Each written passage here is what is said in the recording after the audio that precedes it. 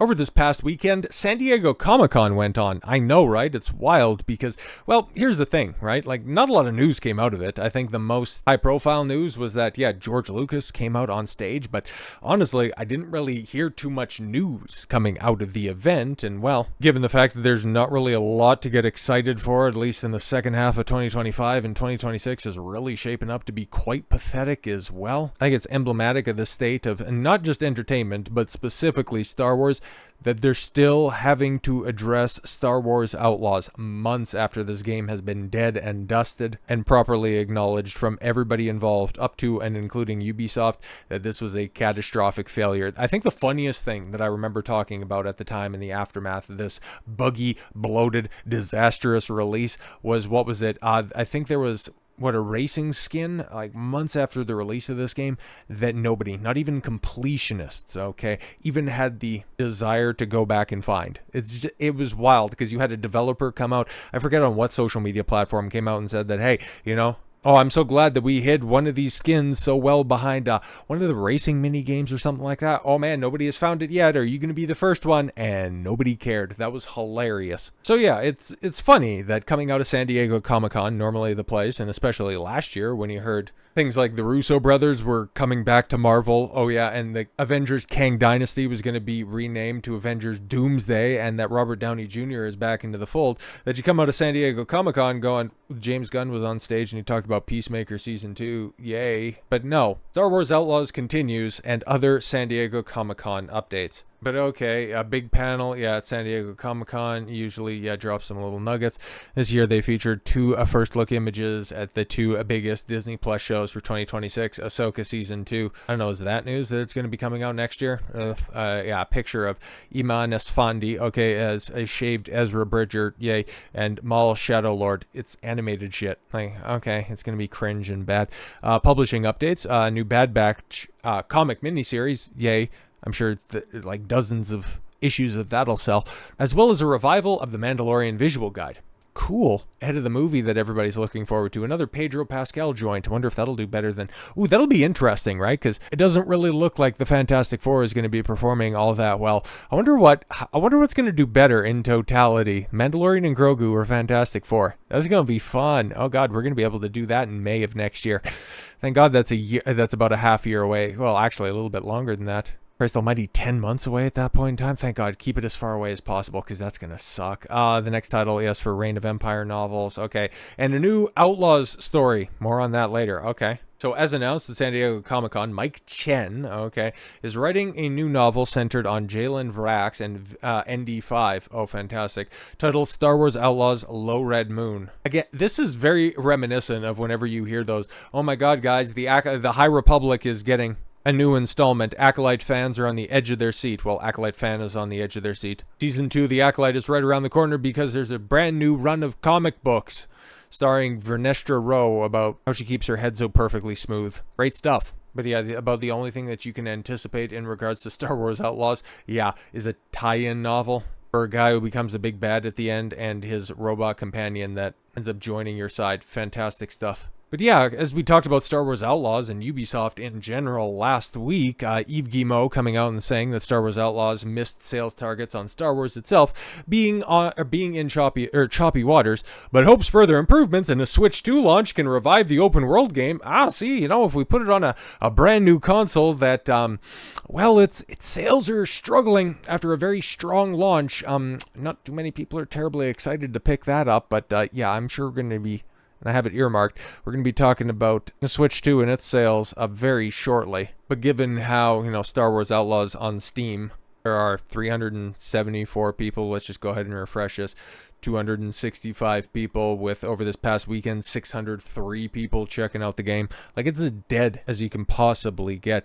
Even with the updates, even with the new content, even with the exclusive mission to check out Jabba's palace, you can play Sabacc with Lando. Oh my God, guys, you can remember everything that is going on by playing as Mam Solo in this glitchy disaster, which I think my favorite update from Star Wars Outlaws was, yeah, okay, so we know that some of the stealth aspects of it is glitched, and we know that everybody's, just memeing on us, but yeah, we fixed the stealth.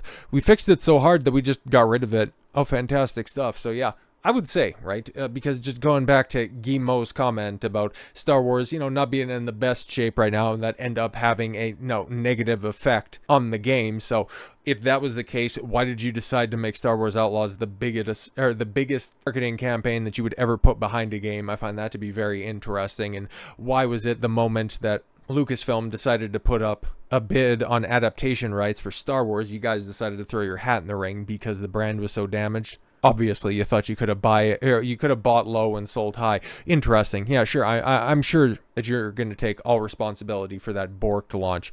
Like, it's in a year of spectacular failures in gaming that 2023, I'm sorry, I'm going back a little bit too far, 2024 was, because you had Concord, you had Outlaws, you had Helldivers hitting all-time highs and then immediately getting undercut by Sony and their stupid practices. There was so much, Suicide Squad killed the Justice League starting off the year. God, 2024 was a terrible year for gaming, and yet it also had Final Fantasy VII Rebirth, so it's not all bad. But it goes to show you, if you don't get a game in a playable, functional state, people aren't going to give you the benefit of the doubt. There's only one example of a game being revived. Well, two, actually, okay? There's two in this vast landscape, okay? You're not going to be, okay, Cyberpunk 2077, which is still fundamentally different than the combat-intensive, mechanically rich RPG. You just basically end up getting a third-person shooter when it's all said and done, but apparently a fairly good one at that. And no, you're not going to get the benefit of the doubt like No Man's Sky that eventually, after, 5 additional years of development, becomes something that is quite good and very reminiscent of what was initially promised. Oh, you're just going to end up dead on arrival and nobody's going to care about your game weeks after its release, which is exactly what happened here with Star Wars Outlaws and what is potentially happening with Wu Chang, which is interesting, okay? Very interesting to say the least, because it got off to a rip-roaring start and people started to have some performance problems. Okay, it wasn't happening to everybody, but it was overwhelmingly the response to people, which I think at its lowest point had like a 19% approval rating on Steam, and I thought the things would end up turning around, but over the weekend it climbed up a little bit, so now it's got a 38% after it was announced in very quick order that a performance patch was coming out. But if you don't knock it out the park to begin with, and let's see how many people are checking this out right now. Okay, so I guess it's going up a little bit, but still, it didn't get higher than its launch numbers, and I thought that, 150,000? I thought that was very possible over the weekend, but nobody checked it out over the weekend because word of mouth about it being a buggy disaster has spread, and it undercut any momentum that this game was going to have, just like Star Wars Outlaws, which is exactly why, apparently, Ubisoft cancels Star Wars Outlaws sequel amid disappointing sales. Oh, no, you don't say. In a galaxy not so far away, the Star Wars gaming universe faces another setback. A new rumor suggests that Ubisoft has quietly canceled development on a sequel to Star Wars Outlaws, the open-world action-adventure game released in 2024. It's Star Wars Assassin's Creed, guys. It's got the big open world. Well, except on one of the worlds where you can only go around, oh god, what was the snowy city? I can't quite remember. It's funny, I watched some of the supercut that EFAP and the guys did when the game launched, and god, I can't remember, but you can only just traverse around a small section of the city on one of the planets, and on the other ones, if you're in a mission, it's a very tightly curated experience, even in these big quote-unquote open areas that aren't really that open to begin with. It's just, it was such a bad game. It was so broken and fundamentally busted that it was clearly unfinished at time of release, but even still, what you had right there, like, just K-Vess's voice acting is just so bad. The dialogue is absolutely retarded. So even if you fixed the AI, you fixed the stealth, you still had one blaster and you could only pick up guns, only a few of them, and you only had one means of fast travel, quote-unquote fast travel, with your speeder. Like, you couldn't hop in anybody else's vehicles. Like, it's such a bland experience. Even though the game, ends on a couple of different cliffhangers, I guess it'll just never see that realized. It's kind of like Beyond Good and Evil. I'm sure Beyond Good and Evil 2 is coming out any day now, guys. The report, originating from industry insider Tom Henderson, claims the project was in early pre-production stages before being axed. Wow, this really is an awful lot reminiscent of the Acolyte. God, 2024 was a shit year for Star Wars. As if it wasn't already. No, after the incredibly low viewing figures and all of the pushback, Season 2, which was already assembling a writer's room, it was immediately disbanded. And the show was quietly canceled, but no. It's totally different than what's going on with Star Wars here, or I'm sorry, Outlaws here.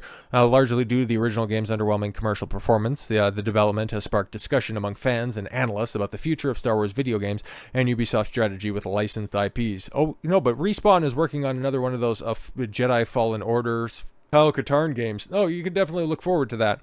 Star Wars Outlaws, developed by Massive Entertainment, and published by Ubisoft, launched on August 30th. Wow, so we're coming up on about the 1-year anniversary. I wonder if they have any plans for that. Oh, right, the book that's coming out for PC, PS5, and Xbox Series S. And we've seen the sales data on Steam. I don't think it ever charted on PlayStation or on Xbox, but hey, it was also released on Ubisoft Plus, so we don't know the extent of the players engaged, nor do we know about sales. But hey, players engaged, that's what's important. Assassin's Creed Shadows just hit 5 million players, guys. Come on, it's a big success. But the game follows supposed scoundrel Kay Vess and her companion Chewbacca Nix, okay, as they navigate the criminal underworld of Star Wars Galaxy. Right, yeah, sure thing. Set between Empire Strikes and Empire Strikes Back, and Return of the Jedi. It features an expansive open world. No, it doesn't. Game received mixed reviews, yes, averaging a Metacritic score of 76, way too high. Users, yes, scores are similarly middling around 3.9, and yeah, whenever something's rated out of a 5, you know this whenever you're looking at products on Amazon, it needs to be over like 4.5 for anybody to really give it a shot. And if you see it down in 4, depending on the price, you might take a look, but if it's anything with a 3, yeah, it's pretty much done. This is why I hate a lot of 10-point or 20-point scales, like if you're using Decide, a half-point systems. Nobody ever accurately uses them, at least from any of these bigger publications, okay? Basically, things start out at 7, and if it's a 7, you should be giving it the old double take. But no, this wasn't an average game. It's a bad game. It's a broken game. It's a busted game. So saying that Star Wars was on choppy waters only begins to describe the failures of Star Wars Outlaws. This entire game was set on and occasionally operated on choppy waters. Ubisoft is an embarrassment of a company, and I'm looking forward to their next release.